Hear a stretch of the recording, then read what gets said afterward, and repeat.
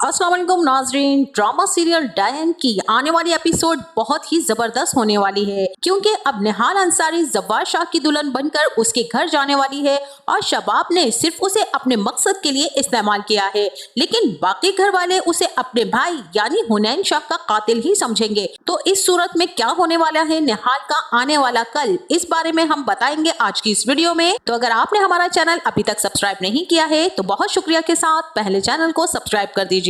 जैसा कि निहाल की मां को एक मर्तबा तो सोचना चाहिए था कि वो अपनी बेटी जिस शख्स के हाथ में दे रही है वो ऑलरेडी मैरिड है और अपनी बीवी से बेहद मोहब्बत करता है। सिर्फ इस कत्ल की तलाफी के लिए वो अपनी बेटी का हाथ जो उसके हाथ में दे रही है वो किस शख्स के लिए दे रही है, यानी शकील अंसारी के लिए, जो उसे मारता है, पीटता है, गाली गलौज करता है। वो उस शख्स के लिए ये सब कुछ कर रही है जिसे उसका तो कोई एहसास नहीं और ना ही उसे अपनी बेटी का एहसास है। वो शख्स जो दिन रात नशे की लत में लगा रहता है, ऐसे नशे आदमी के लिए ये औरत अपनी बेटी का सौदा करने के लिए तैयार है। अब यहाँ पर निहाल अंसारी वैसे तो सरासर साफ इनकार कर देती है जव्वार शाह के रिश्ते के लिए कि वो कभी भी जव्वार शाह से शादी नहीं करेगी, लेकिन उसकी माँ उसे इतना मजबूर कर देती है और इतना मेंटली टॉर्चर करती है कि आखिरकार निहाल अंसारी को इस मुश्किल फैसले पर हाँ करनी ही पड़ती है, क्योंकि निहाल अंसारी ने ये सोच लिया है और ये जान लिया है कि जिस तरह से मेरी मोहब्बत की वजह से ये तमाम मुश्किलात और मुसीबतें आई हैं, ना ही मैं मोहब्बत करती और ना ही हुनैन शाह मेरे घर आता और ना ही उसका इस तरह से कत्ल होता और ना ही अब्बा जेल जाता और उसके सजाए मौत की खबर सुनाई जाती और ना ही आज मेरी जव्वार शाह से शादी हो रही होती। ये तमाम तर हालात और तमाम तर सूरत हाल सिर्फ और सिर्फ मेरी मोहब्बत करने की वजह से ही पेश आए हैं। तो अब इस मोहब्बत की कुर्बानी तो मुझे देनी ही होगी और मुझे जव्वार शाह से शादी करके उसी घर में जाना होगा जहां हुनैन शाह मुझे ले जाना चाहता था। और अब मेरी यही सजा बनती है कि मैं उम्र कैद उस घर में रहूं और एक सजा याफ्ता जिंदगी गुजारूं। इसीलिए निहाल अंसारी खुद को सजा देने के लिए इस रिश्ते के लिए हामी भर लेती है। लेकिन अगर यहाँ पर देखा जाए तो निहाल के लिए सख्त वक्त है, तो दूसरी तरफ शबाब के लिए भी एक कड़ा इम्तिहान है, क्योंकि शबाब तो यह हरगिज नहीं चाहती थी कि सौतन की मुसीबत को वो घर पर लेकर आए,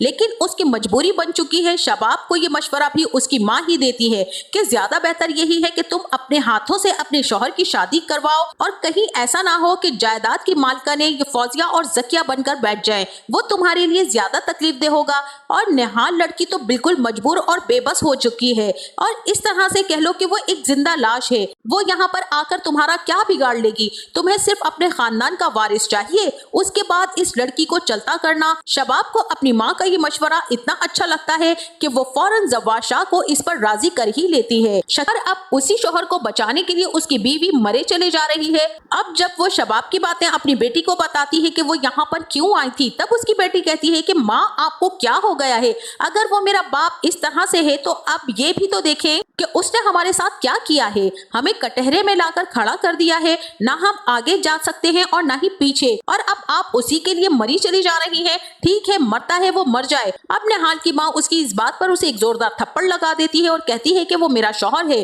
चाहे जैसा भी है, अच्छा है बुरा है, लेकिन मेरे सर का साईं है। निहाल की जिंदगी में अब बहुत ही ज्यादा टफ टाइम शुरू होने वाला है। अब उसकी जव्वार शाह से शादी हो जाएगी और शादी के बाद कोशिश होगी कि जितनी जल्दी हो सके निहाल से बच्चा लेकर निहाल को यहाँ से चलता किया जाए और उसे यहाँ से रुखसत कर दिया जाए।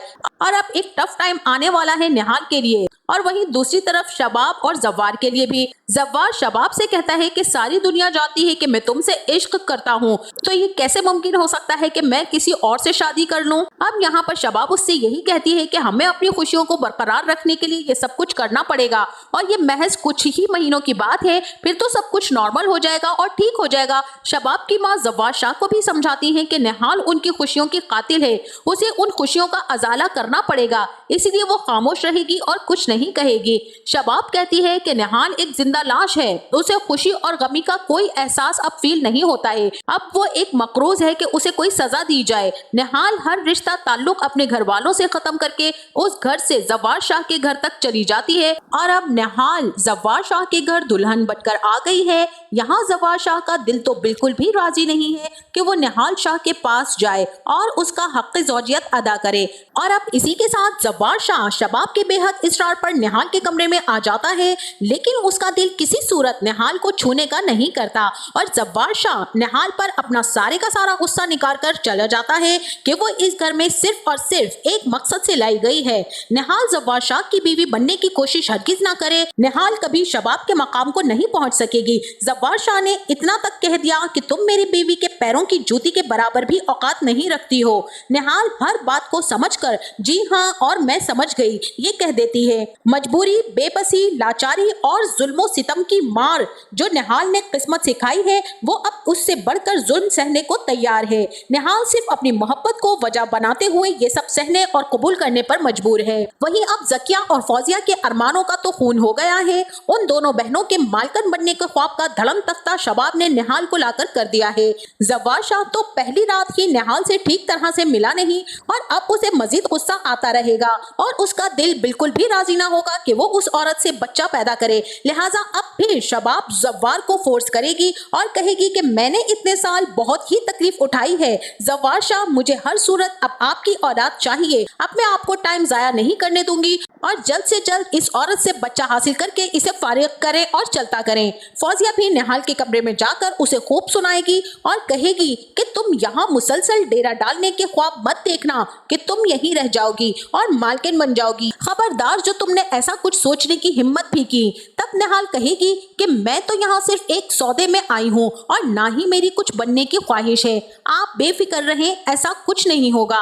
मुझे अपना मकसद बता दिया गया है। मैं इस घर को वारिस देने के लिए लाई गई हूँ और मुझे ये कीमत हर सूरत में चुकानी है।